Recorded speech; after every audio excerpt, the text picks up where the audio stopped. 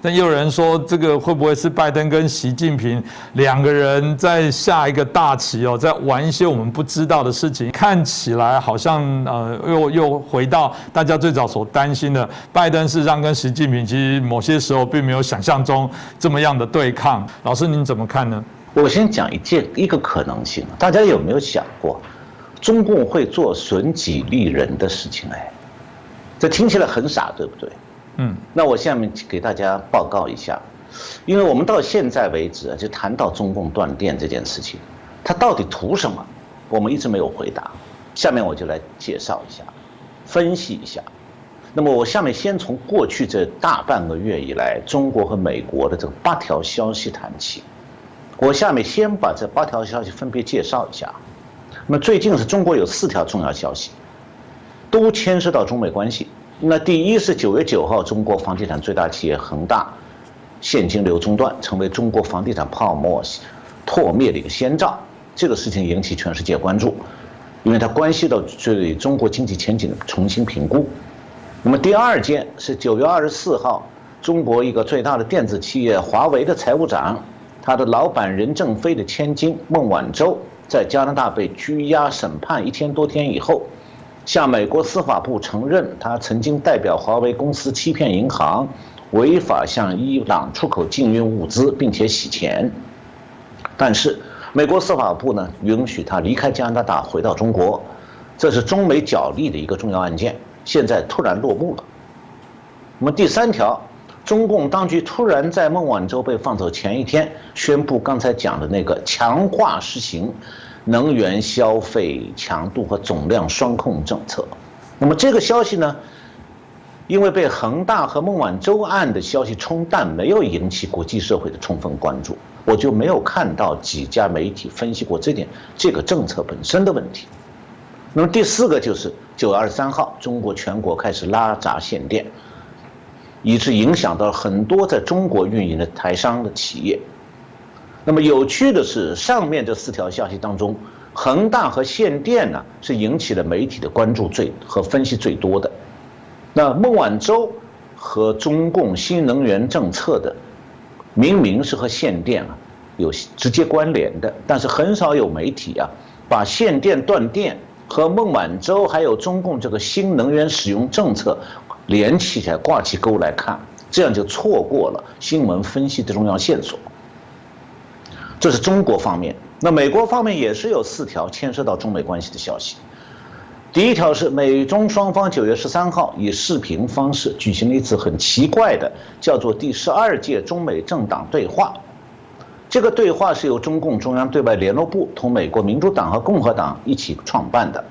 中方代表是中共中央对外联络部部长宋涛，美方代表是民主党全国委员会前主席叫做 Howard Dean。还有呢，一个来代表共和党的美国前贸易代表Carla Hills。不过，关于这次中美政党对话，美国的英文媒体拒绝报道，我就是不报。那么也有这个其他的媒体参与问参与对话的美国民主党和共和两党，还有其他参与对话的美方人士，请他们评价一下这次会谈。结果所有的参加会谈的人都拒绝回答，所以这个会谈就变得很奇怪，像保密会议一样。那么关于这次对话的消息谁发布呢？中共发布的。那么什么叫做中共中央对外联络部？中共中央对外联络部是负责对各国共产党和外国左派政党统战的机构。美国两党从历来和中共只有外交上的往来，不接受中共的统战，也没有党务往来。但是这次政党对话，不但是美国左派的政党民主党接受中共挑战，接受中共统战，连共和党也接受了中共的统战。那么他现在共和党派去参加这个政党对话的，叫做Carla Hills， 他是以共和党代表的身份参加的。那他是美国的拥抱熊猫派的大本营美中关系全国委员会，就 National Committee of the United States-China Relations， 是这个委员会的荣誉主席。这第1条消息。第2条牵扯到中美关系消息是，白宫的新闻秘书 Jen Psaki 9月27号，在孟晚舟被放走之后，答记者问的时候，首次透露，就上个月9月上旬，这个拜登和习近平通话的一部分秘密内容被他公开了。他讲，当时拜登和习近平通话的时候，曾经谈了双方交换人。美国放走孟晚舟，中共放走2名被他们无端拘留的加拿大人。那么然后是美中双方到9月19号就双方这个放人的协商安排完毕，然后孟晚舟是签字承认破坏了美国制裁伊朗不当行为，美国拿到证词就把他放了。那么中共宣称呢，是双边关系里头中共的胜利。那么美国的第3条消息是9月24号。美国商务部长 Gina Raimondo 接受《华尔街日报》采访时表示说，他将寻求改善与中国的商务关系，并且计划率领代表团访问中国。那么，这是美国的行政当局向中共抛出了经济政策上的橄榄枝。那美国的第4条消息是10月4号，这天上午，美国的贸易代表戴奇在美国的一个智库。就拜登政府处理中美贸易关系的方针发表演讲，这个方针就有4点。第一点是要重新审议川普总统任内的美中第1阶段贸易协议，要求中国遵守其承诺。第2点是将对川普总统期间对中国增加的惩罚性关税开始针对性的排除。那么第3条是很快要和中共副总理刘鹤视频会谈，就细节进行谈判。第4条是，拜登政府对中国的贸易政策将随中国对美国方针的反应随时调整。那么刚才讲了，介绍的是中美双方一共8条消息。那么除了第1条恒大的消息和美国就恒大问题的发生和美国没有关系，那么剩下的7条消息都是一种中美之间的互动。那么，如果梳理一下这个中美互动的信息啊，我们就可以发现一些有趣的事情。而且呢，我们想知道为什么中共限电断电，答案就在里面，是中美互动的结果。大家想到没有？但我刚才是在节目里头把这个7条中美互动的消息分成2大类，中国3条，美国4条。但我们的观众朋友们可能会感觉到说，这消息啊，信息量蛮大的，还要再思考一下，脑子里才能反映出来说当中关联到底是什么。因为在节目里，我和主持人为了节省时间呢，语速会比较快一点，所以观众们可能觉得我一条信息刚听完呢，你马上下一条就冒出来了，听起来有点脑子里听下去会乱的。那么为了帮助我们观众朋友们理解其中的奥秘啊，我把这7条消息当中的关联和因果关系啊，比喻成一场乒乓球比赛。大家可能知道啊，1971年中共和美国改善关系刚开始的时候，曾经派乒乓球队到日本的名古屋，就是名古屋去参加世界第31届乒乓球锦标赛。那么然后是中共运动员、美国运动员呢，就有乒乓球运动员有交流。那么这是中共啊建立政权之后，中国人第一次在国际场合与美国人呢公开的交流。那么这次交流呢，有助于促进中美外交，所以有一个词就叫做乒乓外交这个说法。那这个乒乓外交指的是2国乒乓球运动员个人交流，为高层改善双边关系提供一个契机。那么现在中美2国的高层啊，也像打乒乓球一样在互动，那在改变着中共和美国的关系。所以我今天用乒乓球比赛来比喻当下拜登和习近平之间的互动啊，我是借用乒乓外交的说法。但这次他们2个人的互动乒乓球比赛和1971年不同了，它不是运动员之间互动了，是拜登和习近平互动。另外呢，就他们2个互动还有个特点，双方啊就像打乒乓球友谊赛一样，我为你一个好球，你为我一个好球，就不是想办法打赢比赛，而是我怎么样让对方打得舒服，让你开心。那么这种表演赛打给谁看呢？打给观众看，是打给对方观众看的。就是说，习近平是需要拜登配合他，让习近平有一个在中国国内显示说他对美国强势的姿态获得成功，美国低头了，要有这个形象。那拜登呢要满足他，那么拜登也需要习近平帮他干什么呢？在美国国内展示说，你看中共正在配合我们美国民主党政策啊。那么我们就看到了一场十分夸张的这两个家伙玩弄的骗傻瓜表演赛。也就是说，只有傻瓜才会上当，但这两个家伙就在骗傻瓜。为什么这样讲？请大家稍微耐心点听我往下介绍。首先，这场乒乓球友谊赛发球的是拜登。第一个球就是小学生玩的那种高球，就是把乒乓球举得很高，用拍子从下面往上一抬，那球很轻飘飘的飘到对方球台的正中央，谁都能打，对吧？那不是像雕球，像戴资颖而是像戴资颖啊，台湾这个羽毛球选手，这个冠军选手，世界冠军，在羽毛球场他有时候也会发一个往前的这个中长短球，比较容易接那种，所以拜登发的第一个球是这样的球，就是说他这个球是喂给习近平的，让习近平很容易回球。我比喻的是什么呢？就是拜登9月9号先主动打电话给习近平，当时谈话的内容是对美国国内保密的。现在我们知道了，就前面讲到了，这个白宫新闻秘书透露了，当时他们谈的就是可以放走孟晚舟，让习近平在中国国内赢得面子，然后呢，双方就开始具体落实怎么样放。那么接下来就轮到习近平给拜登面子了，也就是习近平应该要给拜登喂个好球。那么在这里我要插一下，说明一点背景，就拜登和川普总统是不同的。拜登完全不关心中共通过对美国的巨额贸易逆差还有技术盗窃造成对美国的严重损害，他也不在乎中共实际上是在用美国赚的钱和美国偷的技术倒过头来从军事上威胁美国。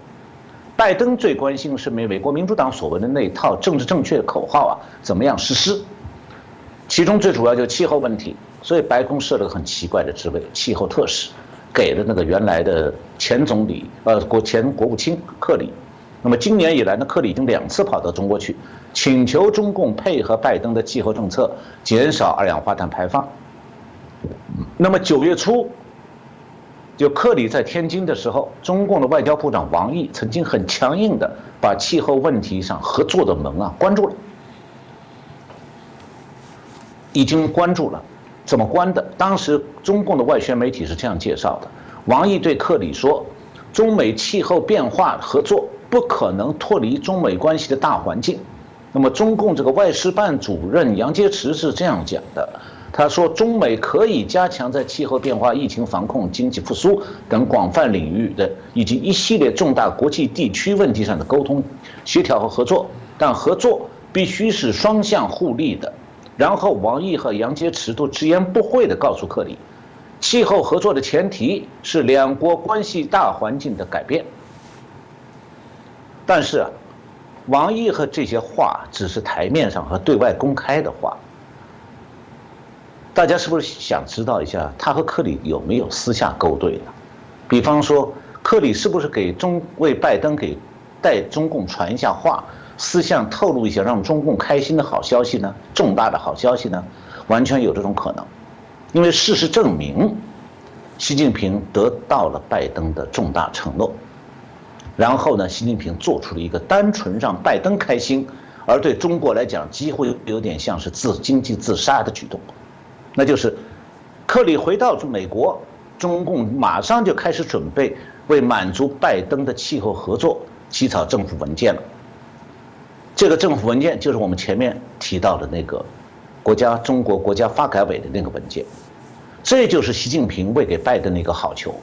这个底非常可能当时王毅就透露给克里了，让克里悄悄地告诉拜登。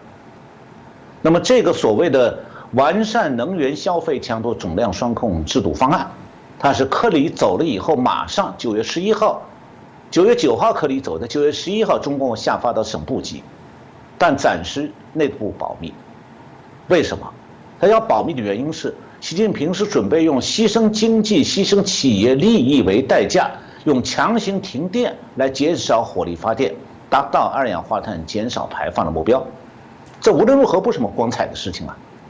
那为什么要暂时保密呢？就是当时孟晚舟的释放还没落实，再一个就是习近平期待的最大的好消息，拜登当局还没公开讲出来呢。所以接下来就轮到拜登回球了，他又喂给习近平一个好球，那就9月13号那场中美关政党对话。这件事呢，拜登根本就瞒着美国国内，到现在也只字不提。虽然讲这个会呢，它只是个形式，但对习近平很重要的，因为可以让习近平可以很神气的在中共高层里面讲，你看，现在拜登已经和我们合作了，接受了我们中共的统战了。那么拜登喂过这个好球以后呢，下一步又轮到习近平喂球给拜登了。所以呢，就在孟晚舟离开加拿大回中国的那一天，中共大概孟晚舟即将离开加拿大，这个安排快要落实的时候，中共突然下令，时间大概9月16号，就是那一天，这个北京已经下发到地方这个省部级，就是省政府和这个国务院各部的刚才讲的这个能源控制方案。这道命令呢，9月16号左右，中共让地方政府开始准备执行了。那么这道限制供电的命令实际上是一场政治秀，就是演给拜登看的。意思很明显，就是说，中共为了换取拜登进一步在美中关系上让步，宁肯付出巨大的经济代价，也要让拜登有面子，让拜登可以在美国国内说：“你看啊。”美国民主党视为神主牌的减碳政策得到了中共的有效配合，这就是现在中共限制供电的真正原因，这是外交上的政治需要。那么这时候，企业最关心的就是限制供电限制到什么时候啊？中共没给出期限哦，原因在哪里？要看拜登下一步怎么喂球了。如果习近平喂个好球，拜登一拍子打死了。那这场乒乓球友谊表演赛就没了，没得打。那习近平肯定会恼羞成怒，就不再和拜登继续表演下去了。那拜登是怎么回球的呢？他又喂了习近平一个好球，这个球就是9月24号，美国商务部长这个 Gina Raimondo， 我刚刚前面提到的，接受《华尔街日报》采访，他说要寻求与中国的改善中国的商务关系，那么计划率领代表团访问中国，所以。美国的 Politico 这个杂志说，这个现在美国行政当局正在向中国的经济政策上递出橄榄枝。那么然后我们就看到呢，习近平回球了，还是喂给拜登一个好球。这个好球就是几乎就在这个雷蒙多刚才讲的商务部长他要准备访问中国的同时，中南海一声令下，令出必行，全国20多个省份一片哀嚎，突然的断电。那么华尔街在焦虑，说是哎呀，中国的能源危机会冲击全球经济。那拜登可是看在眼里，喜在心里。因为习近平说到做到，果然是开始不计代价的减少二氧化碳排放。对民主党来讲，那是民主党那个政治正确得到了中共支持的一个证据啊。那对明年美国的众议院中期选举，民主党保住多数席位的多少会有帮助啊。至于对中国经济如何，在中国的台商处境如何，全球供应链受到什么影响，好像拜登行政当局还有美国的民主党其实很昏庸的，他们不太懂其中道理，也根本不在乎，一切是以政治正确为上的。那么习近平回完球之后，拜登回球了，又喂给习近平一个好球，那是习近平等了很久的，那就是大家可能都已经知道了，10月4号上午，美国的贸易代表戴琪公布了拜登当局对这个美中贸易关系的这个方针，其中第2条明确表示，这习近平的这个中国大陆喜欢用普大喜奔这4个字，我就直接套过来就普天欢庆，这个大欢庆，然后喜气洋洋奔走相告。那么这第2条就明确说了，要取消一部分川普总统对中国实行的惩罚性关税。那很多企业到现在为止，我们在谈这个停电是北京的外交秀，让企业做牺牲的，那企业也不敢不牺牲。那么习近平现在这样和拜登在演这个双簧很多企业还是会问一个问题，关系他们自己生存的问题，就到底以后中共会不会正常恢复供电啊？那习近平是肯定不会告诉台商真话了。所以台商也没办法就是电力供应问题谋划对策，因为中共讲得很明白，我叫不定期、不定时、不通知，我就说断就断，断几天不告诉你。那么其实呢，习近平自己也不知道，所以他没办法告诉台商，因为啊，习近平根本就不知道这场乒乓球友谊表演赛到底要打到什么时候。但是现在看来，拜登当局更倾向于用秘密外交来代替公开的这个对话或者是公开的这个讨论。所以现在在拜登和习近平之间呢，经济问题啊，它不再是个单纯的经济考量，是充满了政治上的盘算和勾兑。那政治需要现在的操纵的经济政策，然后呢，也因为这个勾兑和盘算当中是一连串的暗盘交易，它不会透明的。这个就是现在中美经济关系的现状。